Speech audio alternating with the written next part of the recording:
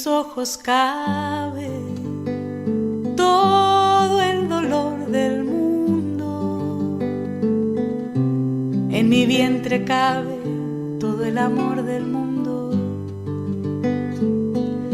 de mis pechos beben todos los niños del mundo, todo el temor del mundo en mis manos cabe. Mi garganta anida todos los cantos del mundo y mis pasos llevan todo el cansancio del mundo. En mi piel se esconde el sol entero del mundo, la sangre entera del mundo de mi cuerpo sale.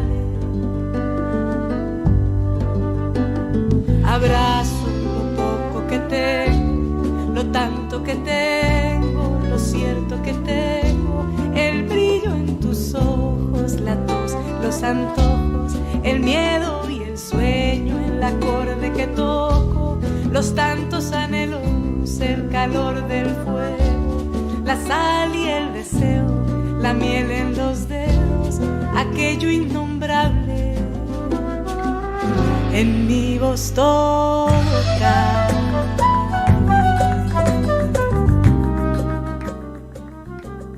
Muy buenas tardes, ¿cómo están? Bienvenidos a otro programa de Conversando con Más Mujeres, aquí en Radio Rosario Clásica. Mi nombre es Mirta Salafia y hoy tengo el enorme placer de contar con una de las escritoras argentinas más importantes. ¿Cómo estás, María Rosa Lojo? Bienvenida. Muy bien, muy contenta de participar en este programa. Muchas gracias por la invitación. Bueno, y espero que nos vean bien a la distancia. Sí, claro que sí. Bueno, vamos a compartir, María Rosa, contigo algo que a mí me conmueve mucho, además de la literatura, que es el arte, y que el Malva cumplió ayer 20 años. Y que hoy se inauguró para el público una muestra muy interesante de Rafael Barradas, un pintor uruguayo, que, bueno, se inaugura por este aniversario del Malva, se inaugura hoy esta obra muy importante de más de 360 cuadros, que son cuadros que están en posesión, digamos que estaban en una colección privada, concretamente del doctor Sanguinetti, que la cedió al Museo de Artes Visuales de Montevideo, y hoy es patrimonio de toda la comunidad latinoamericana y del mundo que lo quiera disfrutar. Por eso me conmueve mucho tu presencia hoy aquí y el saber que de orilla a orilla del Río de la Plata estamos celebrando el arte. Muy amable por estar con nosotros, es un orgullo para la radio y para mí personalmente como lectora y como, bueno, la que ideó este programa de conversar con mujeres para difundir lo que hacen, lo que piensan, lo que sienten. Quiero agradecerte doblemente en tu rol académico y en tu rol artístico, en el lugar que les das y le has dado siempre a las mujeres. Y hoy estamos aquí también para celebrar una nueva obra tuya, que es un nuevo libro que se llama Así los trata la muerte, la editorial Alfaguara. Un honor para mí que hayas deseado presentar también en este espacio tu nueva obra. Muchísimas gracias. No, la agradecida soy yo, Mirta. Realmente me encanta esta posibilidad de sumarme a las mujeres que hablan en este programa. Bueno, seguiremos hablando de otras mujeres acá. Seguramente. María Rosa, le vamos a contar un poquito, porque a mí me gusta contarle a la audiencia un poco de la historia de quien está con nosotros y nos visita. María Rosa nace en Buenos Aires y es autora de una destacada producción literaria y académica. Su obra creativa, traducida a varios idiomas, incluye las microficciones y los poemas en prosa compilados en Bosques de hojas. Las novelas La pasión de los nómades, La princesa federal, Una mujer de fin de siglo, Las libres del sur, Finisterre, Árbol de familia, todos éramos hijos y solo queda saltar. Las colecciones de cuentos, historias ocultas en la Recoleta, con la colaboración de la investigación de Roberto Elizalde, amores insólitos de nuestra historia y cuerpos resplandecientes, santos populares argentinos. Y el álbum ilustrado, el libro de las sin iguales y el único sin igual, bellísimo, en coautoría con Leonor Beuter. Obtuvo, entre otros, el Premio Municipal de Narrativa de Buenos Aires, el Premio Conex, el Premio Internacional de Poesía Antonio Vicaro, la Medalla de la Hispanidad, la Medalla del Bicentenario, el Premio a la Trayectoria en Literatura 2014 de Artistas Premiados Argentinos, el Gran Premio de Honor 2018 de la Sociedad Argentina de Escritores y el Gran Premio de Honor 2020 de la Fundación Argentina para la Poesía. Bien, Maxi, cuando vos quieras vamos a poner la foto del libro, un minutito para presentarlo en sociedad. Esta es la portada del libro de María Rosa Lojo, Así los trata la muerte. María Rosa, el libro tiene 9 relatos que están en orden creciente, digamos, son 9 muertes que ocurren realmente, hay 9 muertos que están en nuestro cementerio de la Recoleta. Comienzan en el 1848, terminan en el 1983, creo, o 81, no recuerdo. Y lo interesante de todo esto es que en estas historias que van apareciendo hay como un correlato en tu historia académica. Digamos que yo tuve el placer de ir leyendo este libro que gracias a tu generosidad llegó hasta mis manos, en este caso a Montevideo a través de tu generoso PDF, pero a mí me llevó a recorrer muchísimos artículos que yo tenía guardados acerca de tus participaciones y de tus escritos teóricos. Vamos a ir caminando contigo entre el libro y esos escritos, ¿te parece bien? Sí, cómo no. Bueno, en tu prólogo, este libro lo has prologado, y citas a Quevedo cuando dice que hablamos con los muertos porque los escuchamos con los ojos, es decir, porque los leemos. A mí se me ocurrió pensar algo interesante respecto a lo que me pasa como lectora, ¿no? Porque yo no escribo, pero leo. Yo digo, en general nuestra formación, desde que vamos a la escuela, desde la escuela primaria en más, es una formación que transita entre leer a los muertos que realmente murieron, y también a la cancelación de la escritura de los escritores vivos. Porque los escritores vivos, cuando editan su libro, cancelaron su escritura, hasta que lo reediten, hasta que lo vuelvan a revisar, ¿no? Entonces me imaginaba entregando tu original a la editorial y diciendo, bueno, está terminada esta escritura por ahora. Sí, siempre es por ahora. ¿Qué sentís vos sobre esto? Bueno, no hay obra perfecta. Eso sí lo he vivido como editora crítica, justamente. Parte de mi trabajo de investigación ha consistido en editar académicamente obras de otros escritores y escritoras. Y creo que la obra perfecta, bueno, es imposible.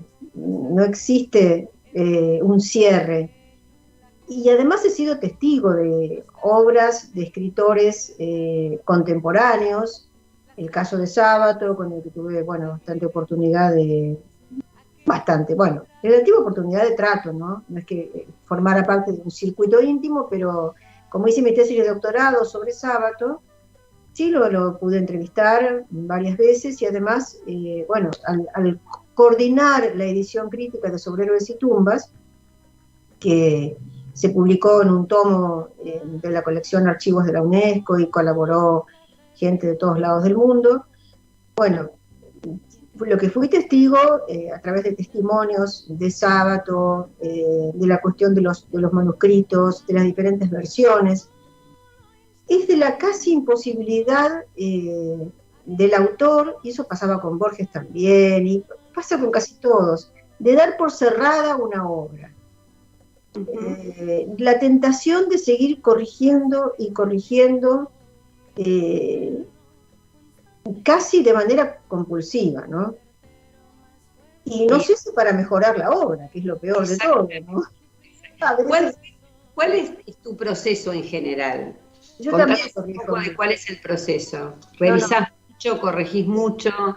Sí, corrijo mucho, soy muy perfeccionista, obsesivamente perfeccionista, pero después, una vez que el libro se entrega y se publica, no soy proclive a volver a escribirlo. La manera en que he encontrado de seguir buscando, porque toda escritura es una exploración, es escribir otros libros. Perfecto.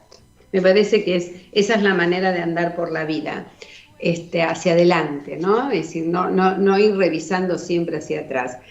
Hay dos temas interesantes que se repiten, y no solo en los libros que hablan, o en tus dos obras, las historias de la Recoleta y en esta.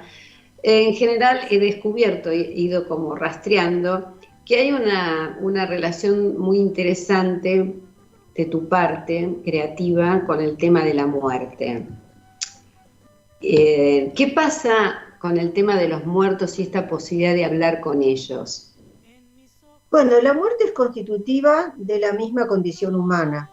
Tenemos conciencia de la muerte, sabemos que somos finitos, que un día se va a acabar, y eso nos constituye, realmente marca la manera en que tenemos que vivir. Vivimos entre límites, eso lo sabemos.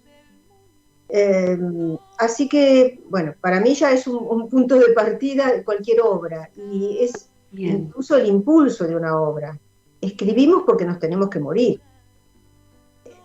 Si el tiempo fuera infinito, quién sabe lo que haríamos. Por eso está ese cuento de Borges magistral, El Inmortal, en el que imagina esa ciudad de los inmortales, que al final es un verdadero caos, es lo contrario a un orden, y en la que los inmortales en realidad son los trogloditas, terminan siendo seres que viven en una situación de estar, no de hacer, sino de un mero dejarse estar, quizá justamente por esa falta de límite de sus vidas. Mientras que los que sabemos que tenemos un tiempo acotado en este mundo, nos vemos compelidos a hacer de diversas maneras, a dejar legados, a tener hijos, a producir obras, lo que fuere, pero tenemos que hacer para sentir que nuestra vida no pasó en vano.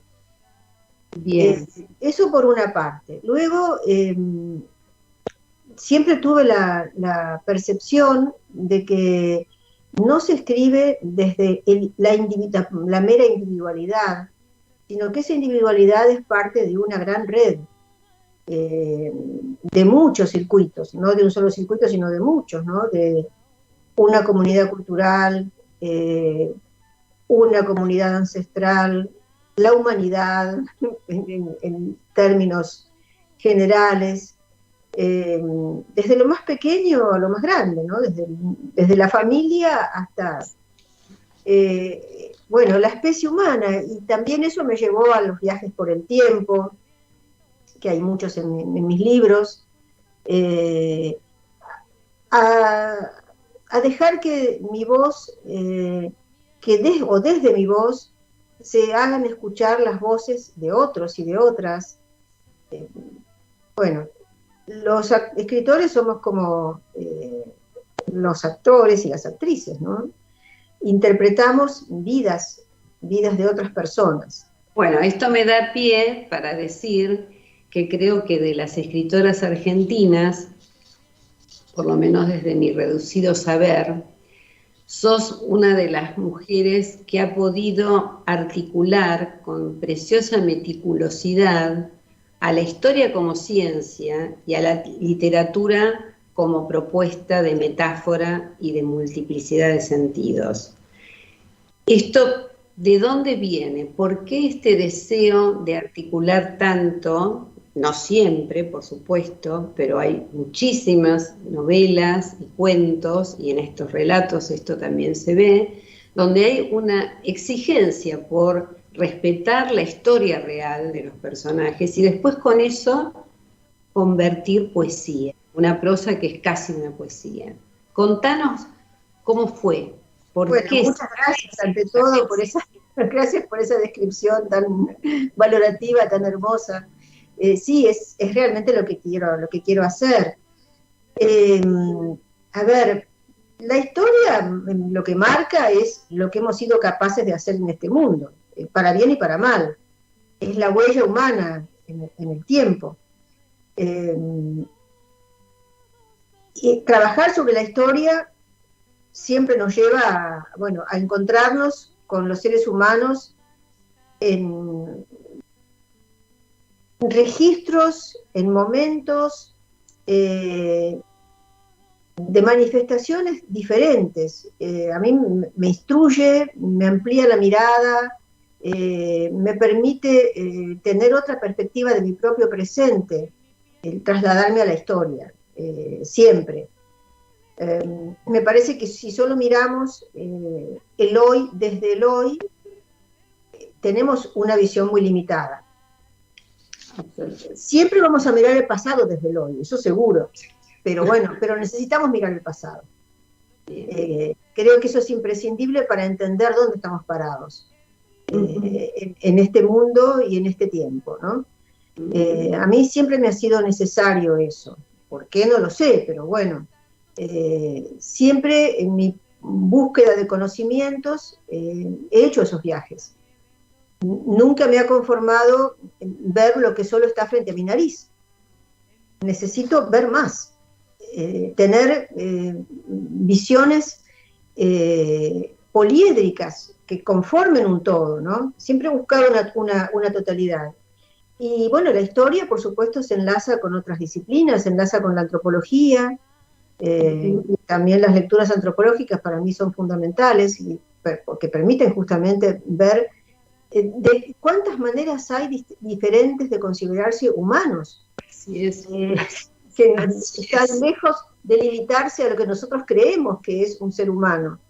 Tanto en lo sincrónico como en lo diacrónico. Exactamente. Y por supuesto se entrelaza con la filosofía, porque para mí pensar la historia es, reflexionar sobre los múltiples sentidos que las personas y las comunidades le han dado a su tiempo, a su estar en la tierra y a su hacer en la tierra.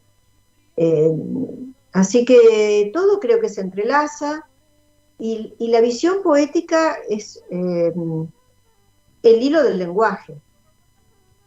Eso es lo que sostiene o lo que subyace a todo, ¿no? La transformación que da el lenguaje creador de ese conocimiento interpretativo del pasado y del presente.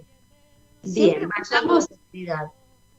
vayamos ahora a contar algunas, vamos a tratar de generar todo el deseo posible para que nuestros oyentes vayan a leer este libro. Y también se atrevan, si no lo hicieron hasta ahora, a entrelazarlo con tu obra, que es muy interesante, que cada vez enriquece más después la lectura del libro, ¿no? De este y de otros. Después te voy a contar algunos caminitos que hice yo en estas semanas. La primera historia junta a Camilo Gorman, que fallece fusilada un 18 de agosto de 1848, que está enterrada en el cementerio de la Recoleta, pariente de Rosas. A pesar de eso no pudo escapar a una muerte tan trágica. Y además de la fecha, se llama Te abraza y te perdona.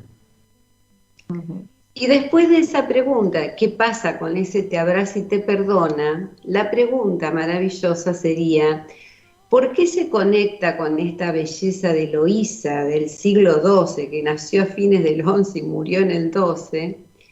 ¿Y por qué esta abadesa con Camilo Gorman? ¿Por qué se supone que debían encontrarse y para qué? Si es que se puede decir. Vos decís hasta dónde se puede. Sí, bueno, yo imagino, en el cuento aparece la referencia a la abuela de Camila, que es la famosa Perichona,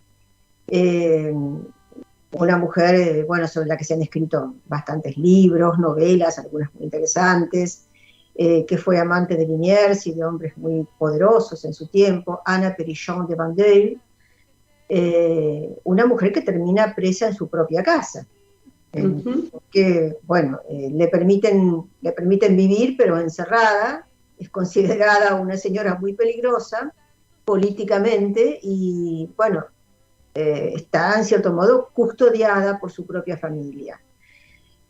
Y la nieta, así como la imaginó María Luisa Bemberg en la película Camila, también a mí me parece un buen camino.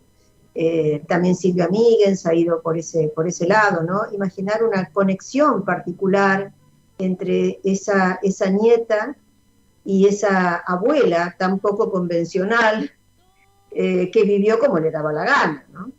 ¿Y por qué no pensar a Camila leyendo las cartas de Abelardo y Eloísa, que ya se habían publicado, desde luego, ¿no?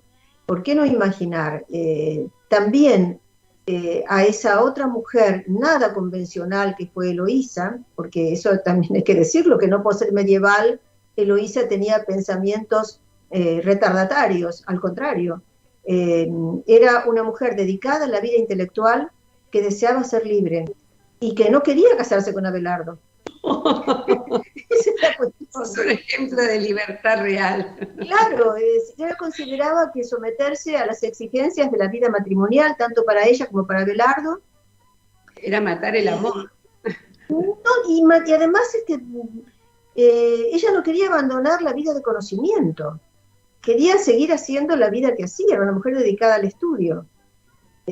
Así que, bueno, cuando sucede todo lo que sucede, se descubren sus amores, el tío Fulberto los obliga prácticamente a casarse, pero ella no quieren divulgarlo porque eso iba a dañar la reputación de Abelardo como intelectual independiente. Ella tampoco quería vivir como casada, pero no deseaba vivir como monja. Es Abelardo quien la obliga a quedarse en el convento. Y ella tiene muchos reproches para hacerle a Abelardo y se los hace. Las cartas son, las cartas que se intercambian y las cosas que dice Eloísa son muy duras. Y además es una mujer que se permite expresar el deseo sexual también en lo que escribe.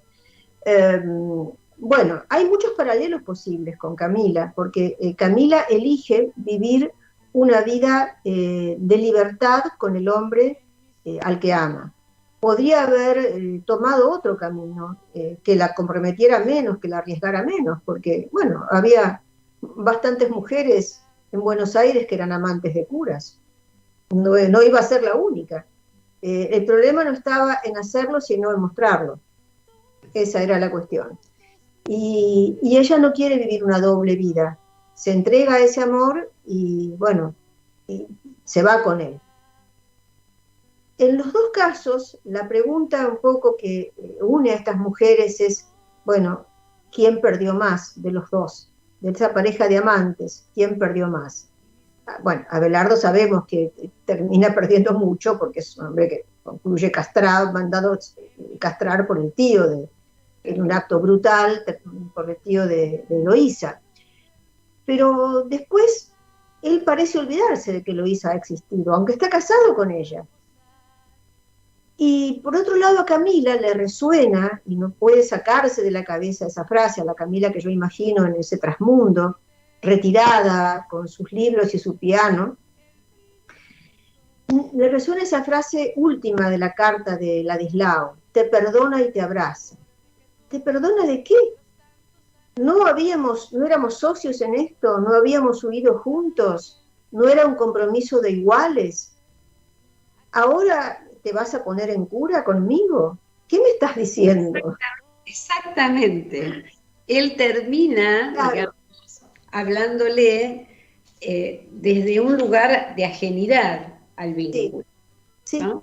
Tal cual. Sí, bueno, la intimidad que los había unido profundamente, y por eso, ¿por qué Ladislao no viene a ese lugar del trasmundo donde está Camila? No viene porque no debía venir, porque no quiere venir, o porque ella no lo quiere llamar, porque está enojada con él. Así es, y así son las palabras, ¿no? Pero ella, además de hacerse esa pregunta, a partir de tener estas cartas con Eloísa, a partir de escribirle a Eloísa y a partir de pensar juntas, y este tema de pensarnos, y yo lo trasladé al tiempo contemporáneo, ¿cuántas veces entre nosotras las mujeres el poder hablar de nosotras y de nuestras experiencias terminan siendo experiencias que nos contienen, que nos dan algún tipo de explicación? Y ella lo dice claramente, ¿no? Ahora que yo puedo hablar con usted, ahora que puedo ir hacia usted, yo siento que mi amor o mi odio mi sensación de angustia se va calmando. Es como que voy encontrando razones, ¿no?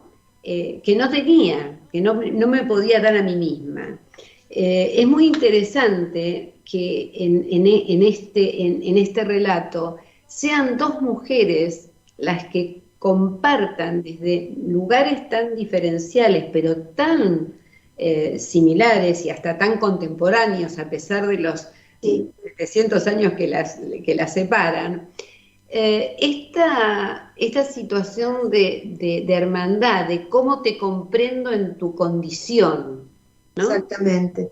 Y algo muy interesante entre una historia y la otra, que mientras Ladislao le genera la enajena diciéndole te perdono y te abrazo, ¿no? Como si fuera un cura y no su pareja, su marido, su amante, su amor.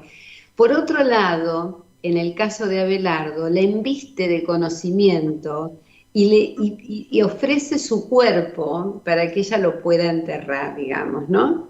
Es decir, ella se va embestida de una autoridad a la muerte, digamos. Sí. Yo lo sentía como que hay un hombre que le embiste sí. Con el conocimiento, con la autoridad y la valora. Hay una compensación, finalmente.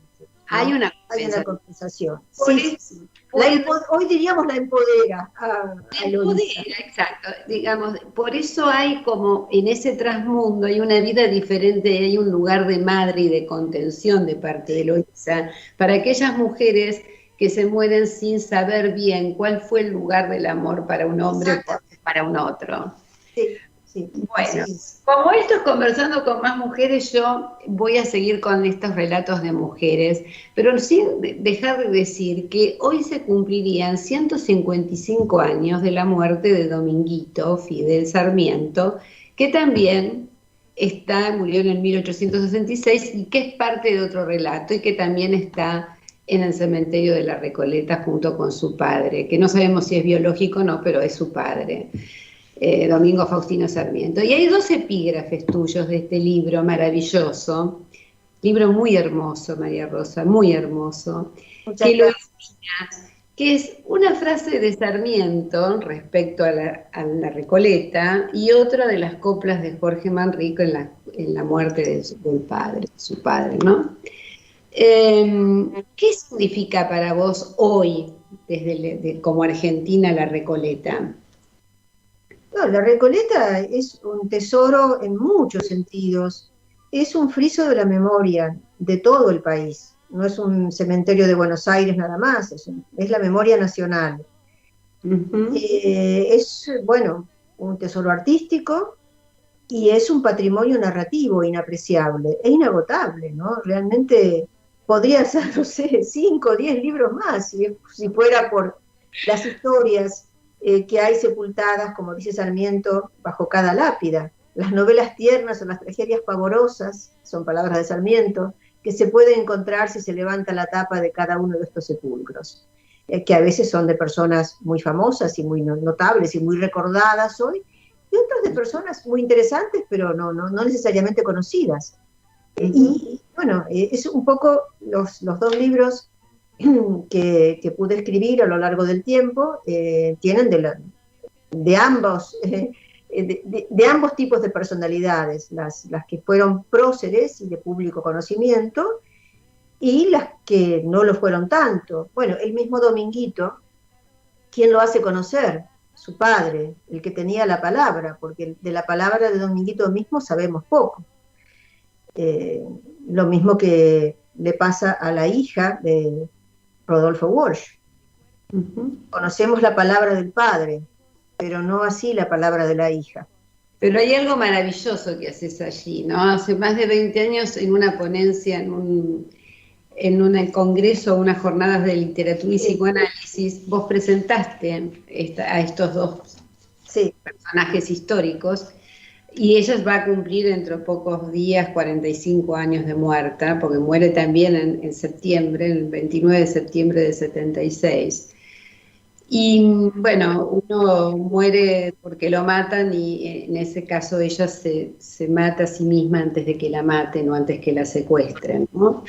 Pero la pregunta ahí es maravillosa, porque si yo sigo el hilo, por lo menos desde algún lugar del nombre del padre de Lacan, a cómo resolvés vos en este caso, vos estás invirtiendo la situación. Es una forma de hacerlos volver a nacer, por el título.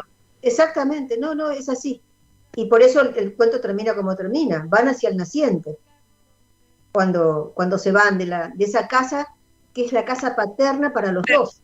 Para los dos, exactamente. Porque es el espacio que los dos han visitado cuando eran jóvenes, eran niños, de la mano de esos padres poderosos que tenían, esos grandes personalidades, y descubren, bueno, que les llega el momento de ser ellos mismos sin la carga, sin el deber de ser hijos, ¿no?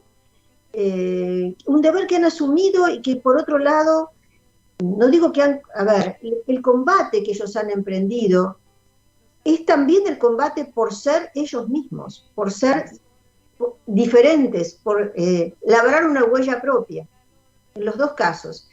Un lector estos días en Instagram, ya que hablamos de redes y de la interconexión, decía que le resultaba difícil encontrar esa igualdad entre... No había leído todo el cuento, le dije que tenía que leer.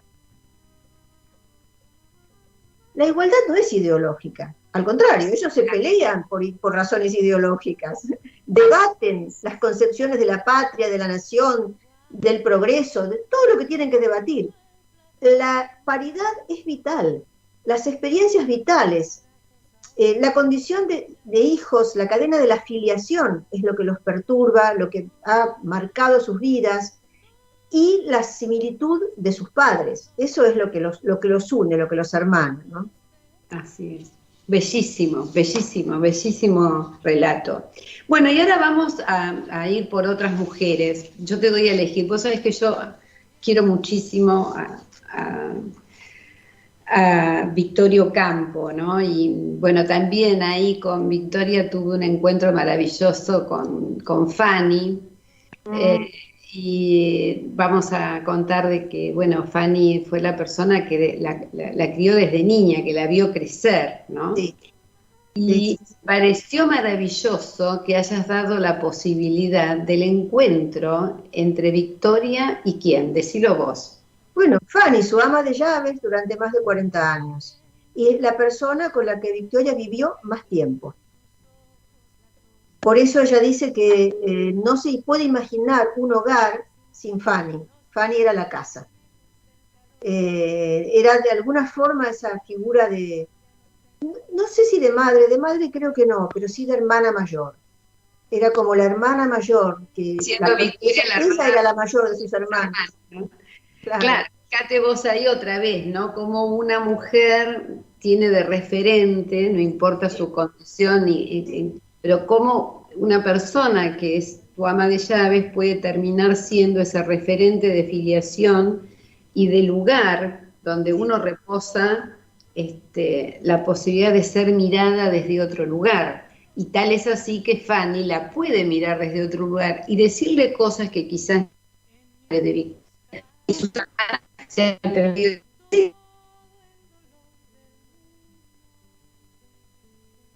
como se la describe en distintos escritos de Victoria Ocampo, bueno, y es muy conmovedor el escrito que le dedica a Fanny cuando Fanny muere, es realmente uno de los textos más hermosos de Victoria Ocampo ese, ¿no?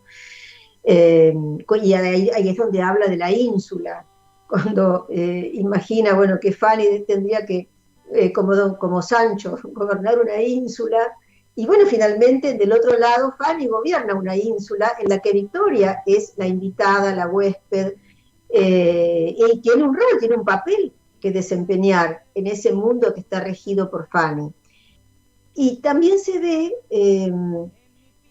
en esa suerte de inversión de roles, donde ahora, bueno, Fanny es la dueña de casa y Victoria es la que es recibida en la casa, en la que tiene que desempeñar un papel, se ve la independencia que Fanny supo también mantener siempre dentro de su rol, porque no por ser una empleada, Fanny dejó de ser ella misma y de cumplir todo aquello que pensaba que tenía que hacer.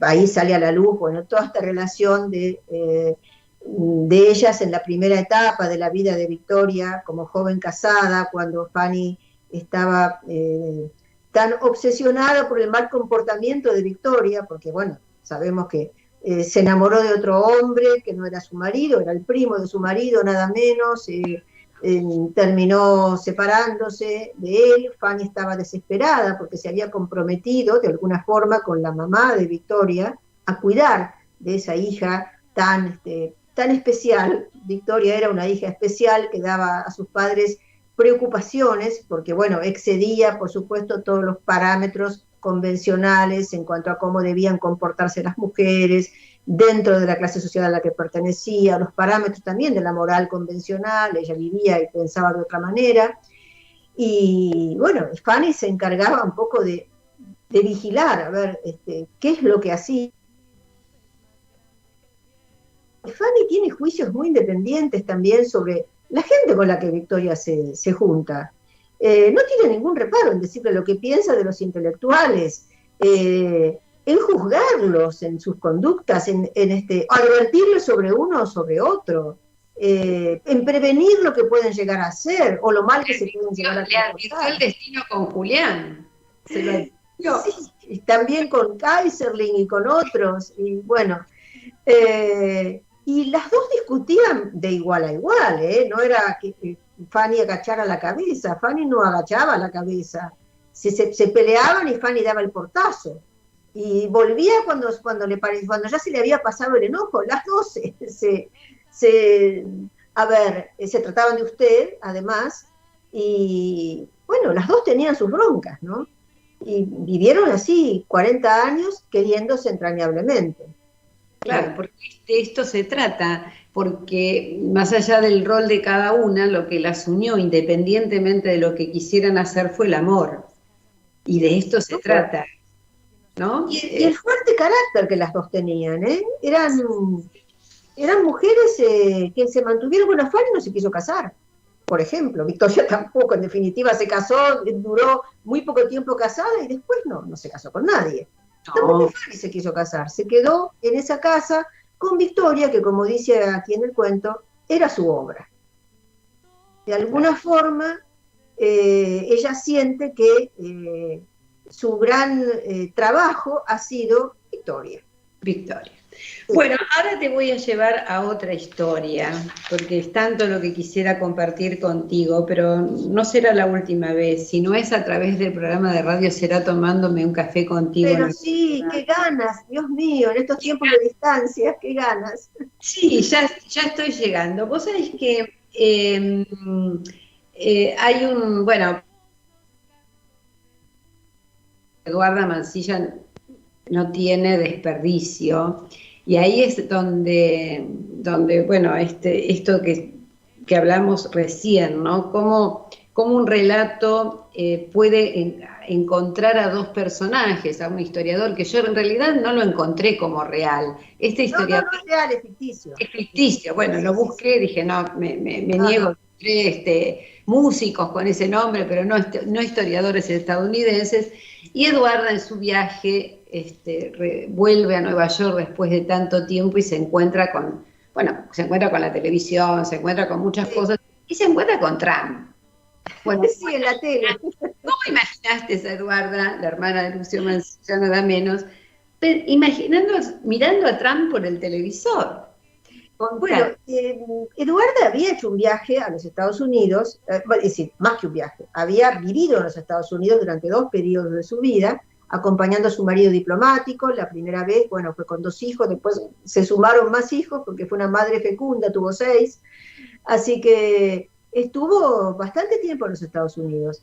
Y en recuerdos de viaje, ella da una imagen que es muy particular de los Estados Unidos.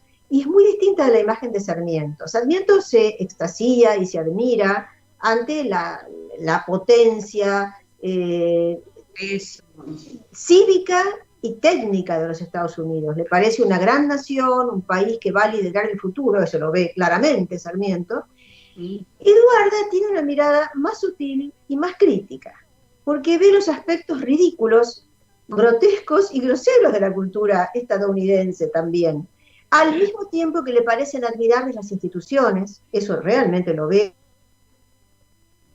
y le parece también algo para imitar la libertad de la que gozan las estadounidenses comparada con las limitaciones que tienen las mujeres criollas para educarse, para trabajar, para tener novios sin estar vigiladas continuamente por una chaperona, por una madre, para divorciarse incluso, algo que ella no hace nunca legalmente, pero en un momento dado de su vida, ella vive separada de su marido. Así que, bueno, hay muchas cosas que le interesan de los Estados Unidos, donde además tiene nada menos que la oportunidad de conocer a Abraham Lincoln. Así que, bueno, y claro, de compararlo desfavorablemente para el último con Trump. Dice, pero ¿quién es este viejo teñido? Parece un cowboy grosero y prepotente cuando lo ve en la televisión. Tal cual.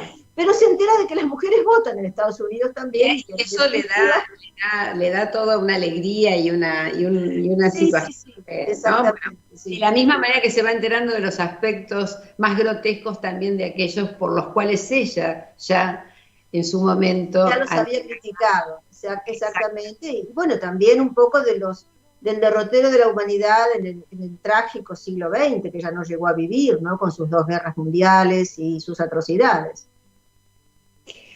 Absolutamente. Bueno, ahora voy para ir cerrando. Yo no quiero ir cerrando, pero vamos a tener que ir cerrando. Voy a compartir contigo un final del libro que está aquí, Todos éramos hijos, que también me dio la oportunidad de releerlo. Este era el único que tenía, tu única obra acá en Montevideo, acá en mi biblioteca. Y te voy a avisar seguir tus libros, están todos agotados, así que... Hay que reclamar a la editorial a ver si los mandan. Campaña porque tenemos que hacerlo. Bueno, en este libro que es autobiográfico desde mi... Sí, es en buena parte autobiográfico. Sí, bueno, tenemos algunas cosas, algunas situaciones de vida similares, sin saberlo. Yo nací unos meses después que naciste vos y transitamos algunos lugares parecidos y similares casi con 2 años de diferencia, entre ellos la Facultad de Filosofía y Letras de Buenos Aires. Hemos compartido la historia de los años 70 y tenemos algunas cosas en común, digamos, que además seguramente, que desde ahí hablamos cuando te leo, seguramente. Seguro que sí. Seguro que sí. Y aquí hay un final de este libro en donde, bueno, con la estructura de la tragedia griega, vos te vas a encontrar con 3 personajes, entre ellos tu madre, ella está muerta, y la vas a ir a buscar, te vas a encontrar con ella en esta, ¿te recordás la escena? Sí, de Cassandra Frick. Sí. Bueno.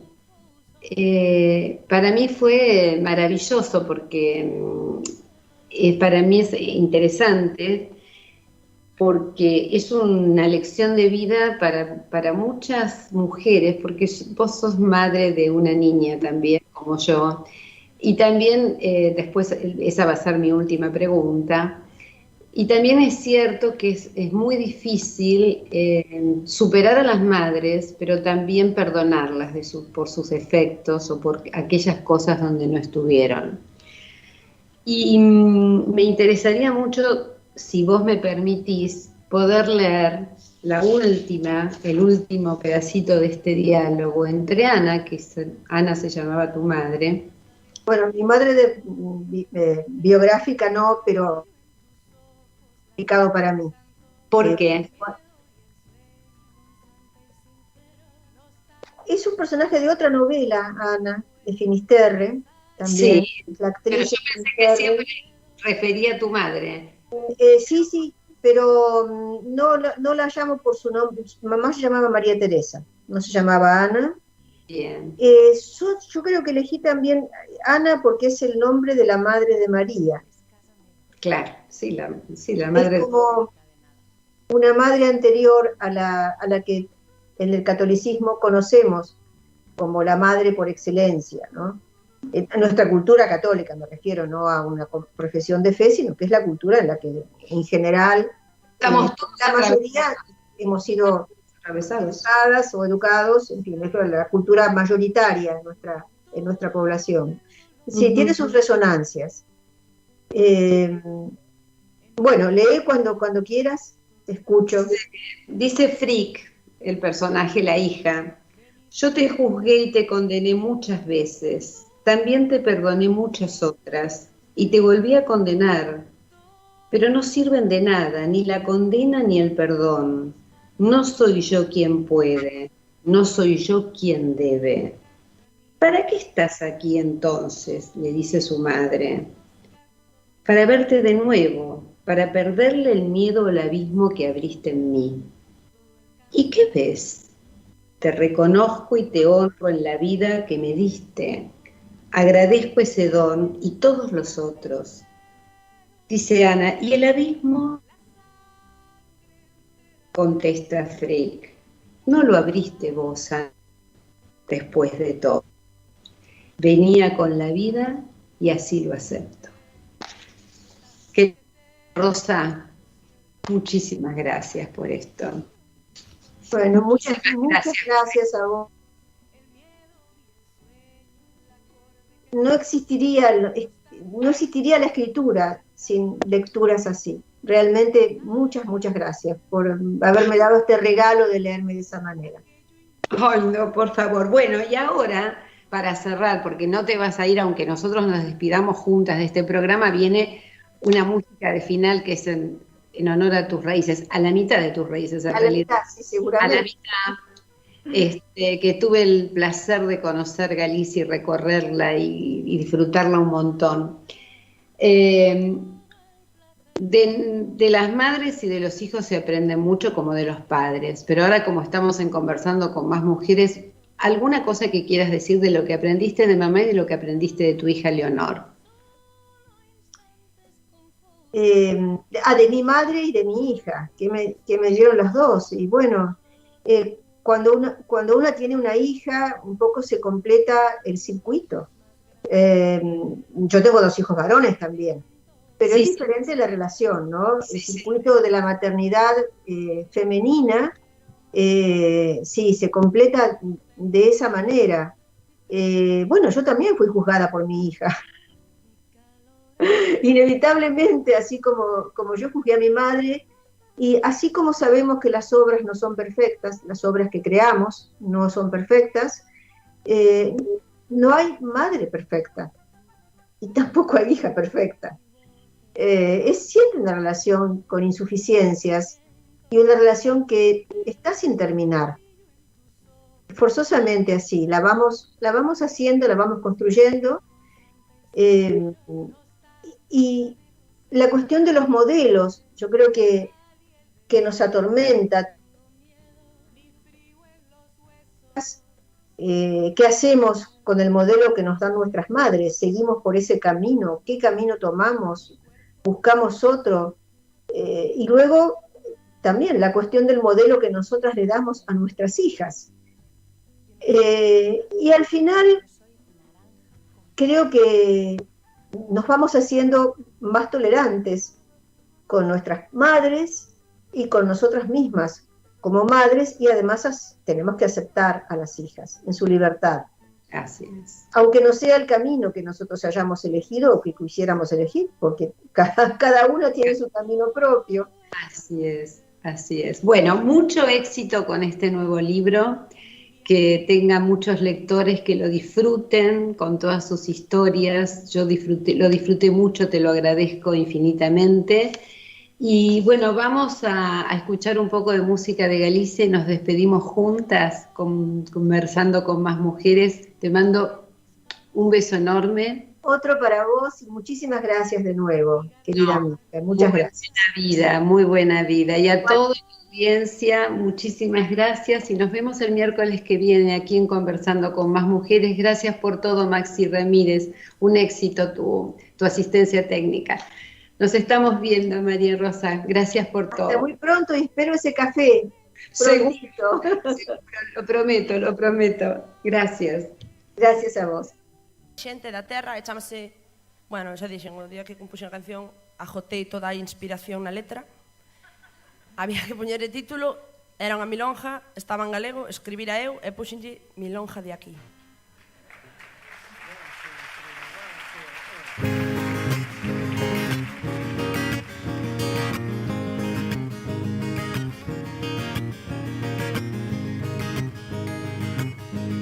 Con aire fresco de mar, curo feridas e loitos, que sexan poucas ou moitos é necesario sanar. E vendo o mundo rodar, dando tumbos de vencido, dou por perdido, e recollo que quedou, e co que me queda vou, seguindo o meu percorrido. Para seguir camiñando fago noite na esperanza, apóiome nas lembranzas e alimentome de sons, e nutrome das cancións que dan cor a esta existencia, evitando a disidencia dun obrigado vivir, que me fan chorar e rir, que me instalan na insurxencia. E quero bailar o ritmo do que vive ilusionado, e cabo do silenciado cantar quero con paixón, ca querenza ca emoción da que non pretende nada máis que seguir namorada mentras que de corazón.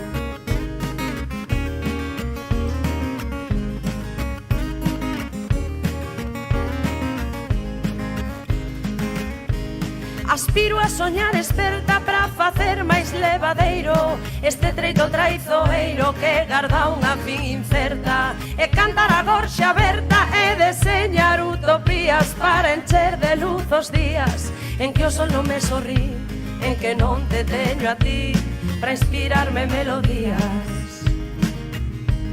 E así seguirei rimando no medio do bombardeo, emulando cansorreo reconvertido en poeta, que tengo fora por meta e tengo dentro valeiro un ollar sempre tristeiro e o pensamento no ar, onde vou ao meu cantar, onde non hai cartereiro. E quero bailar o ritmo do que vive ilusionado, e cabo do silenciado cantar quero con paixón, ca querenza ca emoción da que non pretende nada máis que seguir namorada mentras que de corazón.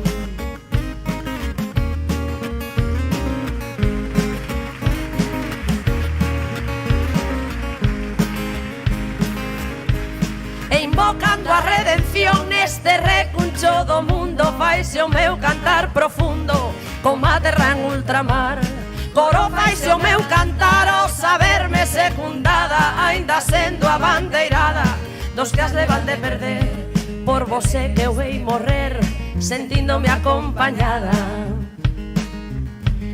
E na liberdade áurea do melódico elemento, bailar risa co lamento e o cego co soñador, co paria co gañador e o rebelde co castrado, que co sentir mutilado ignora aquilo que eu sei, por ele que eu berrarei para velo liberado. Como di? E quero bailar o ritmo do que vive ilusionado. E cabo do silenciado cantar quero con paixón. Da querencia que emoción da que non pretende nada máis que seguir namorada mentras que de corazón. E quero bailar o ritmo do que vive ilusionado. E cabo do silenciado cantar quero con paixón. Da querencia que emoción da que non pretende nada máis que seguir namorada mentras que de corazón.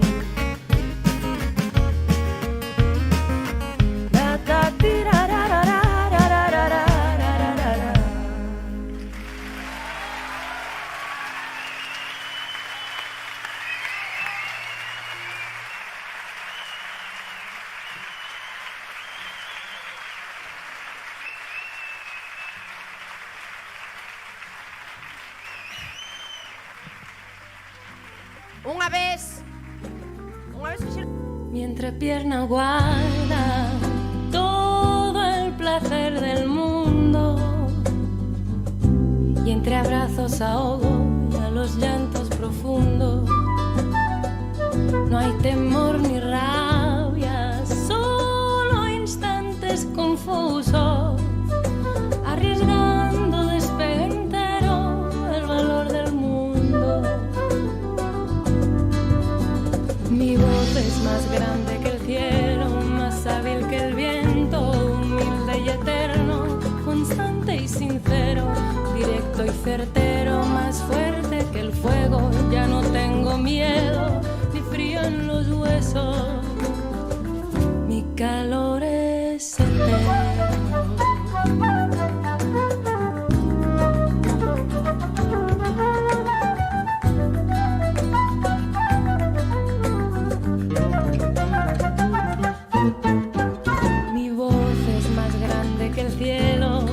Hábil que el viento, humilde y eterno. El brillo en tus ojos, la tos, los antojos, el miedo y el sueño. Transmite